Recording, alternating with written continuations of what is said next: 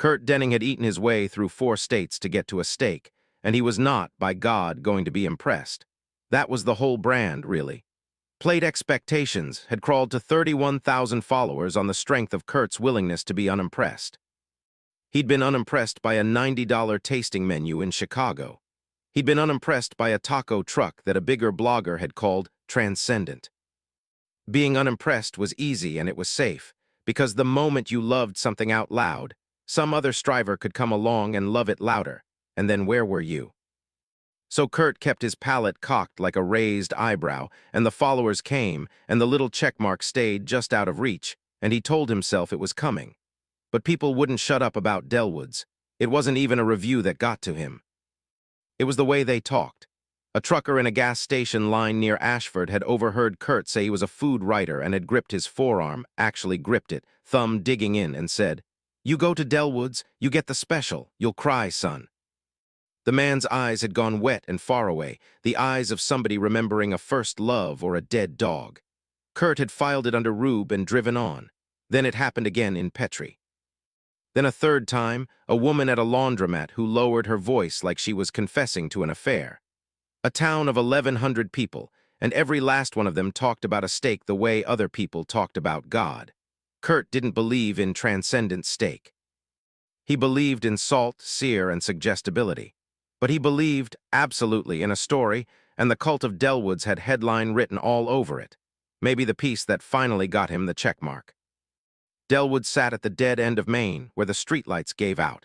A low building sited in cedar gone the gray of an old man's stubble. No sign, just a screen door and a hand-painted board that read "Tonight." The special, same as it read every night, so that the specialness of it seemed less a promise than a law. The dining room was 11 tables and a smell that reached into Kurt's chest and squeezed. He'd trained himself over the years to break a smell into parts, to stand outside it, analyzing. He couldn't do it here. The smell just was, the way your own mother's kitchen just is, a thing older than language, and Kurt felt his mouth flood and his eyes prickle, and he hated it, hated that the trucker had been right. Roy Delwood came out himself. He was a wide, soft-spoken man in his 60s with forearms like Christmas hams and a butcher's small, careful hands, and he moved among the tables touching shoulders, calling regulars by name. When he got to Kurt, the stranger, the one nobody knew, he paused. Something passed behind his mild eyes, quick as a fish under ice. "Passing through?" Roy asked. "Heard I shouldn't." Roy smiled. It was a good smile, a grandfather's smile. "No," he agreed, "you shouldn't." The steak came. Kurt had his opening line half-written, pleasant if overhyped, and it died in his mouth along with the first bite because the first bite undid him. It was beef, and it was not beef. It was rich in a way that had a low note under it, something faintly sweet and faintly wrong and utterly, helplessly Moorish, and Kurt's whole body leaned toward the plate like a plant toward a window. He ate the way you eat in a dream without deciding to. He scraped the plate. He thought about licking it. When he looked up, Roy Delwood was watching him from the kitchen door, and he was still smiling, but now Kurt understood the smile the way you understand, too late, a certain kind of dog. He should have left then. That was the thing he'd think, later, in the dark. He'd had a whole clean second to just get in the car and drive and let it be a mystery. But Kurt Denning had never in his life let a thing be a mystery when it could be a post instead. He came back at 2 in the morning. The town helped him in its silence. No cars, no dogs, one dead streetlight ticking. Kurt parked behind the old feed store and walked the last quarter-mile with his phone in his hand, filming, narrating in the low, breathy voice he used for his investigations. "So I couldn't sleep. That steak, I need to know what he's doing back there." The kitchen door was unlocked.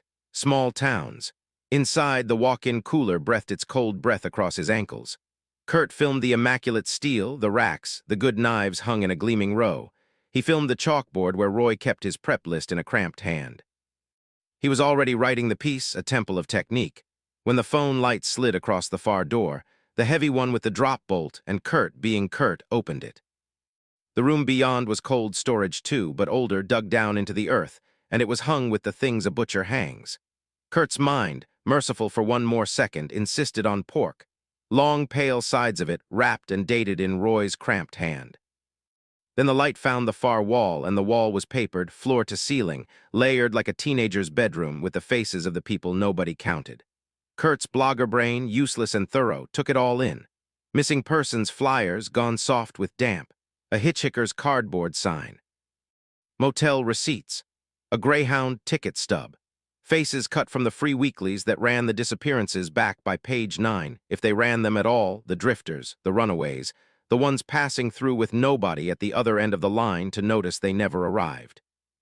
The interstate fed the town, and the town fed on the interstate, and the town had learned over long years not to ask. The whole of it landed on Kurt at once, and it was not the horror of the meat.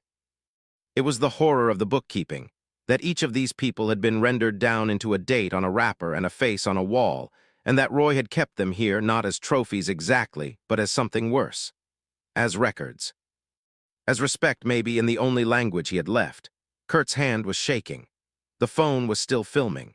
He turned to run, and Roy Delwood was standing in the doorway with the mild eyes and the ham-thick forearms, filling it, and he did not look angry. He looked, if anything, sorry. "I knew when you sat down," Roy said gently. "Fella comes all this way to not be moved, and then you were." He shook his head, and there was something almost like tenderness in it. "You can't put a thing like that on the internet, son. This town would starve." Kurt opened his mouth to bargain. He was good at bargaining. He had 31,000 followers. He had a voice, and found he had nothing. Roy's small, careful hands closed the distance the way they must have closed it 100 times, patient, unhurried, the hands of a man who had all night and knew exactly where everything was. The last thing Kurt Denning thought, absurdly with the cold floor coming up to meet his cheek, was that he still didn't have his headline. The trucker was back through in the spring. He took the corner table, and Roy came out himself, touched his shoulder, called him by name. When the plate came, the trucker bent over it and breathed in deep and felt his eyes go wet, the way they always did, the way he could never explain to anybody who hadn't been.